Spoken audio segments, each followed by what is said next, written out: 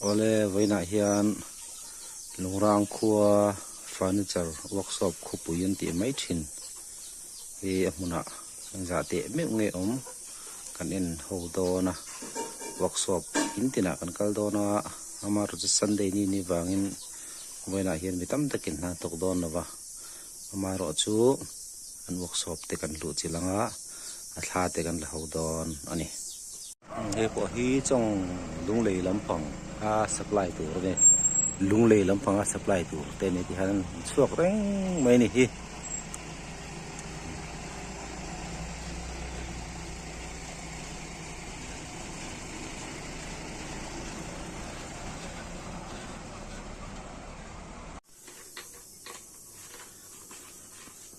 mixing oh lungrang nu ho hian rong hlei pon thiama rong mix pon thiam ani ti po hi long cher mi tur ma khum mi tur ma ni le ani hi lungrang khoi na antil siam te hi song a supply te na song te ma te ling le la ma te ti nai zo la ma te po supply te tu ani sang po lungrang mi siro hiya ra ken siam vek kane song par pen te pinal dor te long se le bel bom te kin mai hi ken siam ta kar put nu hi ama em klom mane wang tuan tu lai pon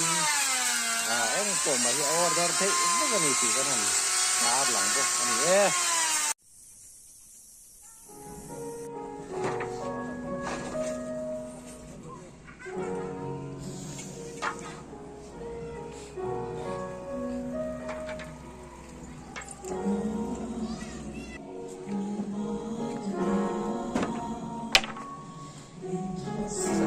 Happy pick up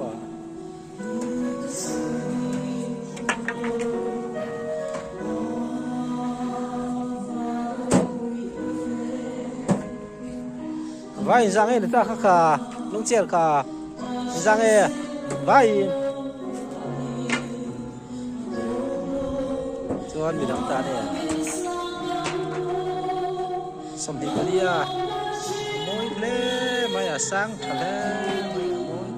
ai zol kal tu bang tu ai zol tipo supply tu kan ni turuan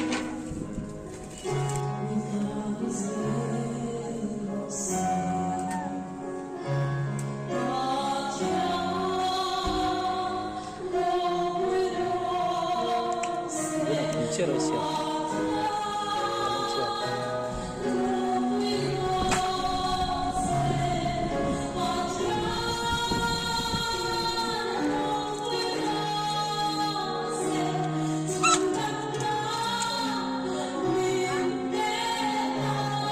thằng đại nó workshop này phải trong cái nó mình tôi em thiam rất là em nuôi lại nha như tôi em mas ama tôi là xem thiam cần bao gồm ai đâu ra nuôi hầu cái lông chẹp thì mấy thì chứ lông chẹp thì cái không khả frame thì chứ mấy bị chim con là xem thiam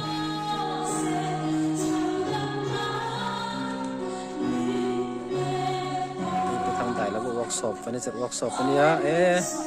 long cher pon nga khop mai phela ma supply tur ven ti deu order lung le lam nge chong te lam order sa ni sa hi na ne ber mai ai đâu mai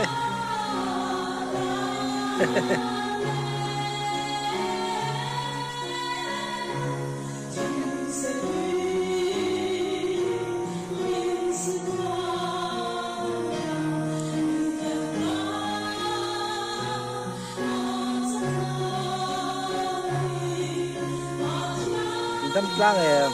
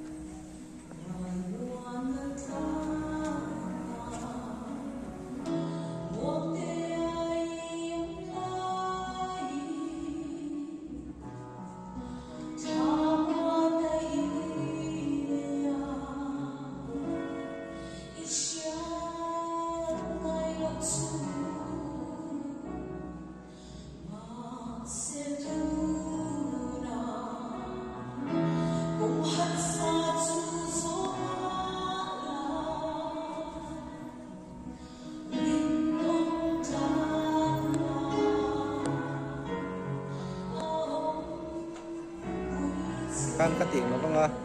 azing ka ziak le pa yang ka ti chu do ti hian mo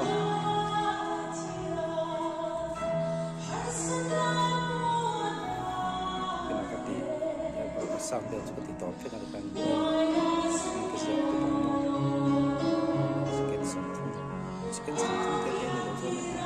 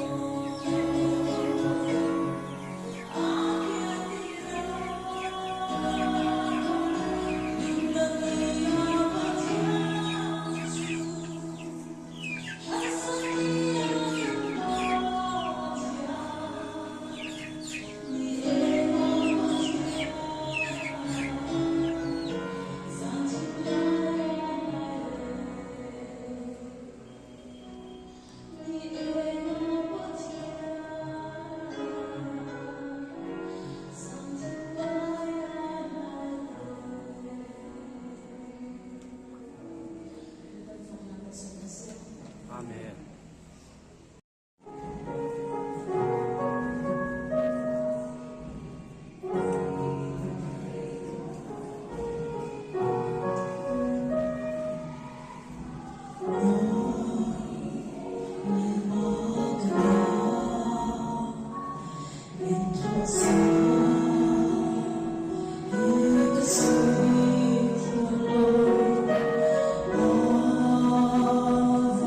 Oh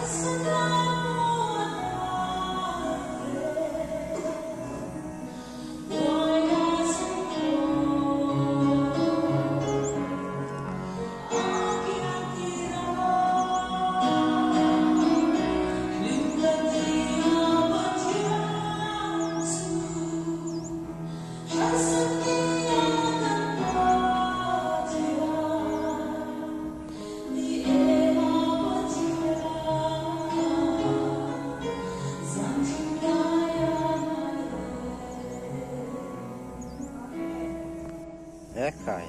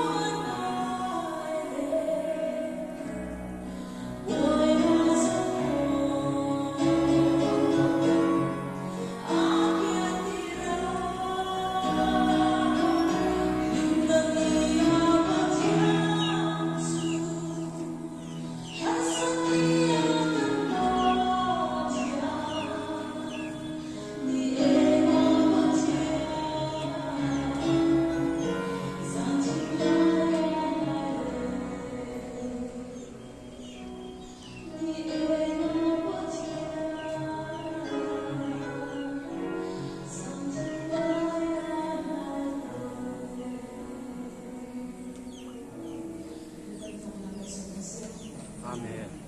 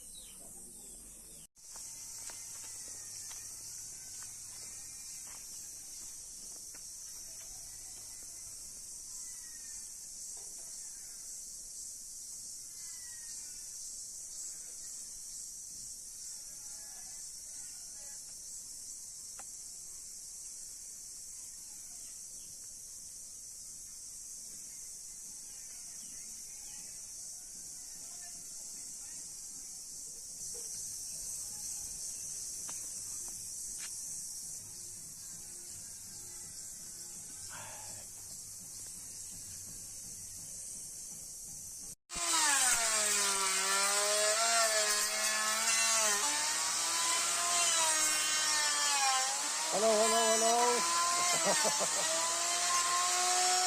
Ole khati zong kha tun tum lungrang furniture workshop khopui ti mai thin workshop pum sang kan tlo na video kan thlir thei te ni e zawai chunga lom thu kan soye